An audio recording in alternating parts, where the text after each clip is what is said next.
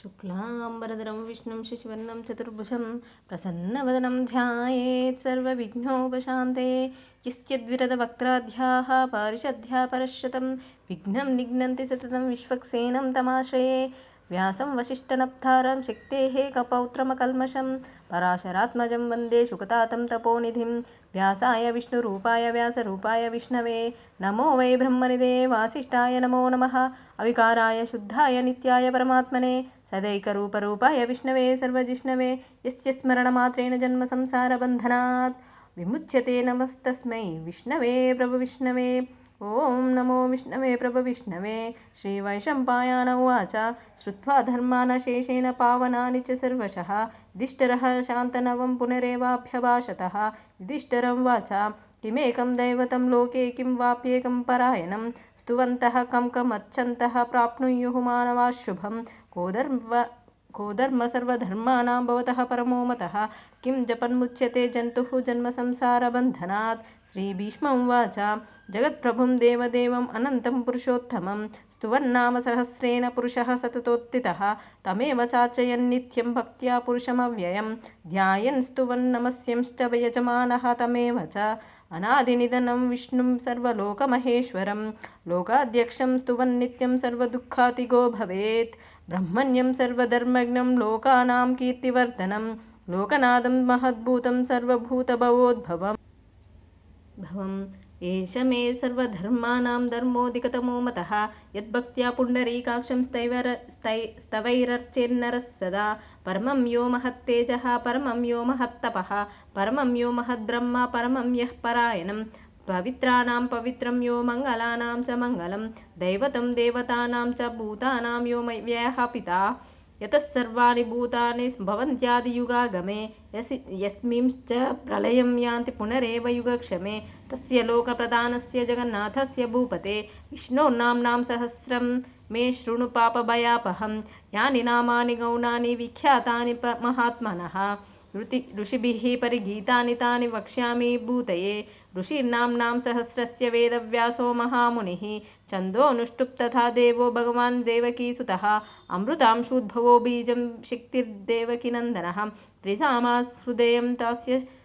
त्रिसामाहृदयं तस्य शान्त्यर्थे विनियुज्यते विष्णुं जिष्णुं महाविष्णुं प्रभविष्णुं महेश्वरम् अनेकरूपदैत्यान्तं नमामि पुरुषोत्तमम्। अतः पूर्वन्यासः अस्य श्री विष्णोर्दिव्यसहस्रनामस्तोत्रमहामन्त्रस्य श्रीवेदव्यासो भगवान् वृष्टिः अनुष्टुप् छन्दः श्रीमहाविष्णुः परमात्मा श्रीमन्नारायणो देवता अमृतांशूद्भवो भानुरिति बीजं देवकीनन्दनसृष्टिरिति शक्तिः उद्भवः क्षोभनो देव इति परमो मन्त्रः शङ्खबृन्नन्दकी चक्रीति कीलकं शार्घ्याधन्वा गदाधर इत्यस्त्रं रताङ्गपाणि रक्षोभ्य इति नेत्रं त्रिसामसामेति कवचम् आनन्दं परब्रह्मेति योनिः ऋतुस्सुदर्शनः काल इति दिग्बन्धः श्रीविश्वरूप इति ध्यानं श्रीमहाविष्णुप्रीत्यर्थे श्रीमहाविष्णुसहस्रनामस्तोत्र जपे विनियोगः। ध्यानं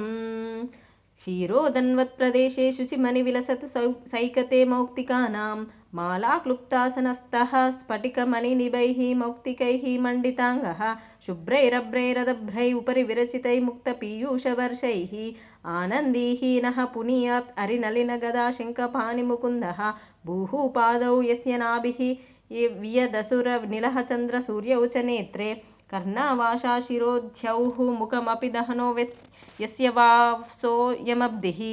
अन्तस्तं यस्य विश्वं सुरनरखगो भोगिगन्धर्वदैत्यैः चित्रं रम्यते तं त्रिभुवनपुषं विष्णुमीशं नमामि शान्ताकारं भुजगशयनं पद्मनाभं सुरेशं विश्वाकारं गगनसदृशं मेघवर्णं शुभाङ्गं लक्ष्मीकान्तं कमलनयनं योगिहृद्यानगम्यं वन्दे विष्णुं भवभयहरं सर्वलोकैकनाथं मेघश्यामं पीतकौशेयवासं श्रीवत्साङ्कं कौस्तुभोद्भासिताङ्गं पुण्योपेतं पुण्डरीकायताक्षं विष्णुं वन्दे सर्वलोकैकनाथं। नमः समस्तभूतानामादिभूताय भूभ्रते अनेकरूपरूपाय विष्णवे प्रभविष्णवे। ॐ नमो विष्णवे प्रभविष्णवे। सशङ्खचक्रं सकिरीटकुण्डलं सपीतवस्त्रं सरसीरुहेक्षणं सहारवक्षस्थलशोभिकौस्तुभं नमामि विष्णुं शिरसा चतुर्भुजं। छायायां पारिजातस्य हेमसिंहासनोपरि आसीनमम्बुदश्यामम् आयताक्षम् अलङ्कृतं चन्द्राननं चतुर्बाहुं श्रीवत्साङ्कितवक्षसं रुक्मिणी सत्यभामाभ्यं सहितं कृष्णमाश्रये। श्री विष्णुसहस्रनामस्तोत्रपारायण नमो। विश्वं विष्णुर्वषट्कारो भूतभव्यभवत्प्रभुः भूतकृत् भूतभृद्भावो भूतात्मा भूतभावनः भूतात्मा परमात्मा च मुक्तानां परमागतिः। अव्ययः पुरुषः साक्षी क्षेत्रज्ञोऽक्षर एव च योगो योगविदां नेता प्रधानपुरुषेश्वरः नारसिंहवपु श्रीमान् केशवः पुरुषोत्तमः सर्वशर्वशिवस्थाणुः भूतादिर्निधिरव्ययः सम्भवो भावनो भर्ता प्रभवः प्रभुरीश्वरः स्वयंभूशम्भुरादित्यः पुष्कराक्षो महास्वनः अनादिनिधनो दाता विधाता धातुरुत्तमः अप्रमेयो हृषीकेशः पद्मनाभो मरप्रभुः विश्वकर्मा मनुस्त्वष्टास्तविष्टः स्तविरो ध्रुवः अग्राह्यः शाश्वतः कृष्णो लोहिताक्षः प्रतर्दनः प्रभूतस्त्रिककुब्धाम पवित्रं मङ्गलं परम् ईशानः प्राणदः प्राणो ज्येष्ठः श्रेष्ठः प्रजापतिः हिरण्यगर्भो भूगर्भो माधवो मधुसूदनः ईश्वरो विक्रमी धन्वी मेधावी विक्रमक्रमः अनुत्तमो दुरादर्शः कृतघ्नकृतरात्मवान् सुरेशः शरणं शर्म विश्वरेताः प्रजाभवः अहः संवत्सरो व्यालः प्रत्ययः सर्वदर्शनः अजः सर्वेश्वर सिद्धः सिद्धिः सर्वादिरच्युतः वृषा कपीरमेयात्मा सर्वयोगविनिसृतः वसुर्वसुमनः सत्यः समात्मा संमितः समः अमोघः पुण्डरीकाक्षो वृषकर्मा वृषाकृतिः रुद्रो बहुशिरा बभ्रुः विश्वयोनिशुचिश्रवा अमृतः शाश्वतः स्थाणुः वरारोहो महातपाः सर्वगः सर्वविद्भानुः विश्वक्सेनो जनार्दनः वेदो वेदविदव्यङ्गो वेदाङ्गो वेदवित्कविः लोकाध्यक्षः सुराध्यक्षो धर्माध्यक्षः कृताकृतः चतुरात्मा चतुर्व्यूहः चतुर्दंष्ट्रश्चतुर्भुजः भ्राजिष्णुर्भोजनं भोक्ता सहिष्णुर्जगदादिजः अनघो विजयो जेता विश्वयोनिः पुनर्वसुः उपेन्द्रो वामनः प्रांशुः अमोघः शुचिरोर्जितः अतीन्द्रः सङ्ग्रहोत्सर्गधृतात्मा नियमो यमः वेद्यो वैद्य सदा योगी वीरः माधवो मधुः अतीन्द्रियो महामायो महोत्साहो महाबलः महाबुद्धिर्महावीर्यो महाशक्तिर्महाद्युतिः अनिर्देश्य वपु श्रीमान् अमेयात्मा महाद्रिदृत् महेश्वासो महीभर्ता श्रीनिवासः सताङ्गतिः अनिरुद्धः गोविन्दो गोविदाम्पतिः मरीचिर्धमनो हंसः सुपर्णो भुजगोत्तमः हिरण्यनाभः सुतपाः पद्मनाभः प्रजापतिः अमृत्युः सर्वदृक्सिंहः सन्दाता सन्धिमान् स्थिरः अजो दुर्मर्शनः शास्ता विश्रुतात्मा सुरारिः गुरुर्गुरुतमो धाम सत्यः सत्यपराक्रमः निमिषो निमिषस्रग्वी वाचस्पतिरुदारधीः अग्रनीर्ग्रामणी श्रीमान् न्यायो नेता समीरणः सहस्रमूर्ध विश्वात्मा सहस्राक्षः सहस्रपात् आवर्तनो निवृतात्मा संवृतः सम्प्रमर्दनः अहः संवर्तको वह्निः अनिलोदरणीधरः सुप्रसादः प्रसन्नात्मा विश्वसृग्विश्वभुग्विभुः सत्कर्ता सत्कृतः साधुः जहुर्नारायणो नरः असङ्ख्येयो प्रमेयात्मा विशिष्टः शिष्टकृच्युतिः सिद्धार्थः सिद्धसङ्कल्पः सिद्धिदः सिद्धिसाधनः वृषाही वृषभो विष्णुः वृषपर्वा वृषोदरः वर्धनो वर्धमानश्च विविक्तः श्रुतिसागरः सुभुजो दुर्धरो वाग्मे महेन्द्रो वसुदो वसुः नैकरूपो बृहद्रूपः शिपिविष्टप्रकाशनः ओजस्तेजो द्युतिधरः प्रकाशात्मा प्रतापनः रुद्धः स्पष्टाक्षरो मन्त्रः चन्द्रांशुर्भास्करद्युतिः अमृतांशुद्भवो भानुः शशिबिन्दुः औषधं जगतः सेतुः सत्यधर्मपराक्रमः भूतभव्यजगन्नाथः पवनः पावनो नलः कामः कामकृत्कान्तः कामः कामप्रदः प्रभुः युगादिकृद्युगावर्तो नैकमायो महाशनः अदृश्यो व्यक्तरूपश्च सहस्रजिदनन्तजित् इष्टो विशिष्टशिष्टेष्टः शिखण्डी नहुषो वृषः क्रोधः क्रोधकृत्कर्ता विश्वबहुर्महीधरः अच्युतः प्रतितः प्राणः प्राणदो वासुवानुजः अपां निधिरधिष्ठानाम् अप्रमत्तः प्रतिष्ठतः स्कन्दः स्कन्दधरो धुर्यो वरदो वायुवाहनः वासुदेवो बृहद्भानुः आदिदेवः पुरन्दरः अशोकस्तारः शूरः शौरिर्जनेश्वरः अनुकूलश्यतावर्तः पद्मी पद्मनिभेक्षणः पद्मनाभो वरविन्दाक्षः पद्मगर्भः शरीरभृत् महद्दिः रुद्धो वृद्धात्मा महाक्षो गरुडध्वजः अतुलश्चरभो भीमः समयज्ञो हविर्हरिः सर्वलक्षणलक्षण्यो लक्ष्मीवान् समितिञ्जयः वीक्षरो रोहितो मार्गो हेतुर्दामोदरसहः महीधरो महाभागो वेगवानमिताशनः उद्भवः क्षोभनो देवः श्रीगर्भः परमेश्वरः करणं कारणं कर्ता विकर्ता गहनो गुहः व्यवसायो व्यवस्थानः संस्थानः स्थानदो ध्रुवः परर्दिः परमस्पष्टः तुष्टः पुष्टः शुभेक्षणः रामो विरामो विरजो मार्गो नेयो नयो नयः वीरशक्तिमतां श्रेष्ठो धर्मो धर्मविदुत्तमः वैकुण्ठः पुरुषः प्राणः प्राणदः प्रणवः पृथुः हिरण्यगर्भशत्रुघ्नो व्याप्तो वायुरदोक्षजः ऋतुः सुदर्शनः कालः परमेष्टिपरिग्रहः उग्रः संवत्सरो दक्षो विश्रामो विश्वदक्षिणः विस्तारः स्थावरस्तानुः प्रमाणं बीजमव्ययम् अर्धो नर्धो महाकोशो महाभोगो महाधनः अनिर्विण्णः स्तविष्टो भूः धर्मयूपो महामकः नक्षत्रनेमिर्नक्षत्री क्षमः क्षाम समीहनः यज्ञयुज्यो महेज्यश्च क्रतुस्सत्रं सतागतिः सर्वदर्शी निवृतात्मा सर्वज्ञो ज्ञानमुत्तमं सुव्रतः सुमुखः सूक्ष्मः सुघोषः सुखदः सुहृत् मनोहरो जितक्रोधो वीरबहुर्विदारणः स्वापनः स्ववशो व्यापी नैकात्मा नैककर्मकृत् वत्सलो वत्सी रत्नगर्भो धनेश्वरः धर्मकृद्धर्मि सदसक्षरमक्षरम् अविज्ञाता सहस्रांशुः विधाता कृतलक्षणः गभस्तिनेमि सत्वस्तः सिंहो भूतमहेश्वरः आदिदेवो महादेवो देवेशो देवभृद्गुरुः उत्तरो गोपतिर्गोप्ता ज्ञानगम्य पुरातनः शरीरभूतभृद्भोक्ता कपीन्द्रो भूरिदक्षिणः सोमपोमृतपः सोमः पुरुजित्पुरुसत्तमः विनयोजयः सत्यसन्धो दाशार्हः सात्वतां पतिः जीवो विनयिता साक्षी मुकुन्दो मितविक्रमः अम्बोनिधिरनन्तात्मा महोदधिशयोऽन्तकः अजो महार्हः स्वाभाव्योजितामित्रः प्रमोदनः आनन्दो नन्दनो नन्दः सत्यधर्मा त्रिविक्रमः महर्षिः कपिलाचार्यः कृतघ्नो मेदिनीपतिः त्रिपदस्त्रिदशाध्यक्षः महाशृङ्गकृतान्तकृत् महावराहो गोविन्दः सुषेणः कनकाङ्गदीः गुह्यो गभीरो गहनो गुप्तश्चक्रगदाधरः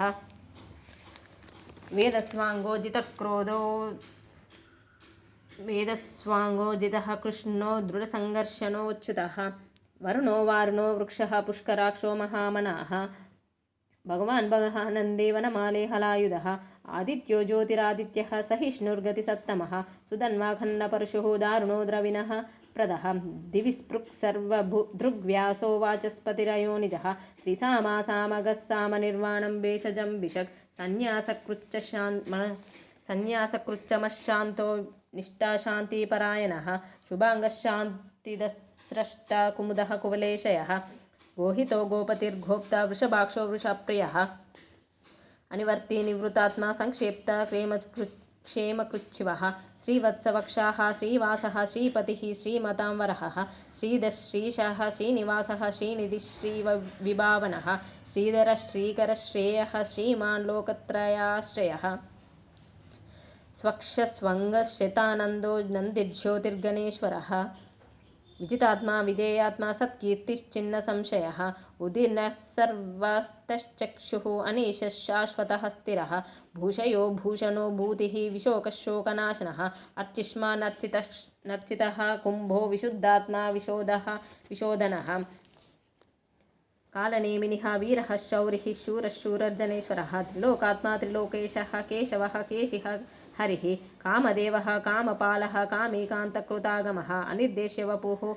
विष्णुः वीरो नन्थो धनञ्जयः ब्रह्मण्यो ब्रह्मकृत् ब्रह्मविवर्धनः ब्रह्मविद्ब्राह्मणो ब्राह्मी ब्रह्मज्ञो ब्राह्मणप्रियः महाक्रमो महाकर्मा महातेजा महोरगः महाक्रतुर्महायज्वा महायज्ञो महाहविः स्तव्यस्तव प्रियस्तोत्रं स्तुतस्तोतारणप्रियः पूर्णः पूरयिता पुण्यः पुण्यकीर्तिरनामयः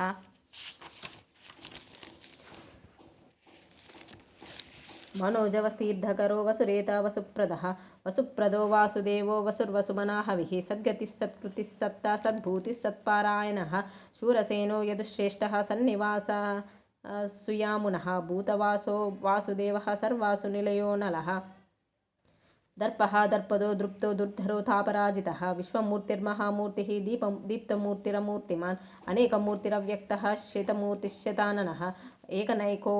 एकोनैकः सवः कः किं यत्तत्पदमनुत्तमं लोकबन्धुर्लोकनाथो माधवो भक्तवत्सलः सुवर्णवर्णो हेमाङ्गो वराङ्गश्चन्दनाङ्गदैः वीरः विषमः शून्यो घृताशीरचलश्चलः अमानीमानदो मान्यो लोकस्वामी त्रिलोकधृतु सुमेधा मेधजो धन्यः सत्यमेधाधराधरः तेजो वृषो द्युतिधरः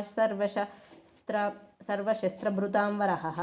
प्रग्रहो निग्रहो व्यग्रो नैकशृङ्गो गदाग्रजः चतुर्मूर्तिश्चतुर्बाहुः चतुर्व्यूहः चतुर्गतिः चतुरात्मा चतुर्भावः चतुर्विदेकविदेकपात् चतुर्वेदविदेकपात् समावर्तो निवृतात्मा दुर्जयो दुरतिक्रमः दुर्लभो दुर्गमो दुर्गो दुरावापो दुरारिः शुभाङ्गो लोकसारङ्गः सुतन्तुः स्तन्तुवर्धनः इन्द्रकर्मा महाकर्मा कृतकर्मा कृतागमः उद्भवः सुन्दरः सुन्दो रत्ननाभः सुलोचनः अर्गो वाजसने शृङ्गी जयन्तः सर्वविजयी सुवर्णबिन्दुरक्षोभ्यः सर्वभागीश्वरेश्वरः महाह्रदो महागर्तो महाभूतो महानिधिः कुमुदः कुन्दरः कुन्दः पर्जन्यः पावनो निलः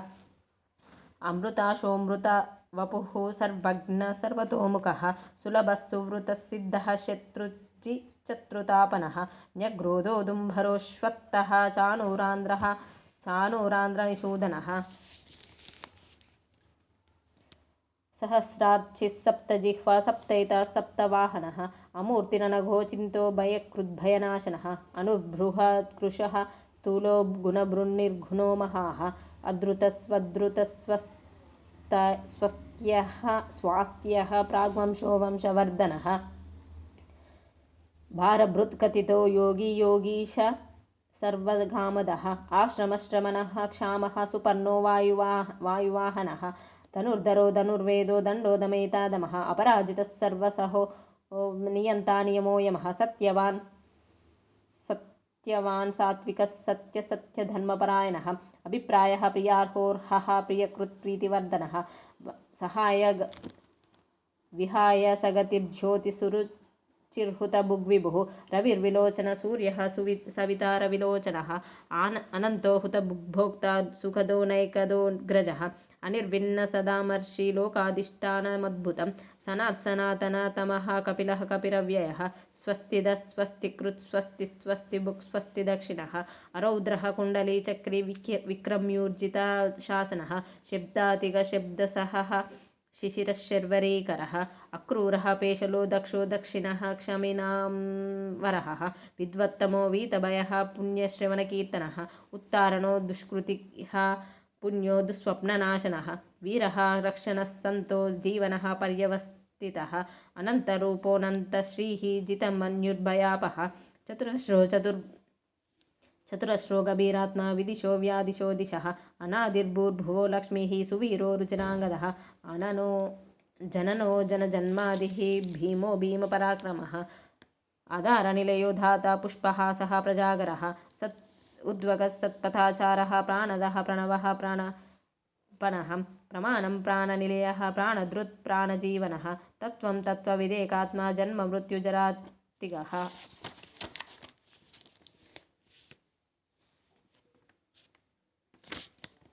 भूर्भुवस्वस्तरुस्तारः सविता प्रपितामहः यज्ञो यज्ञपतिर्यज्वा यज्ञाङ्गो यज्ञवाहनः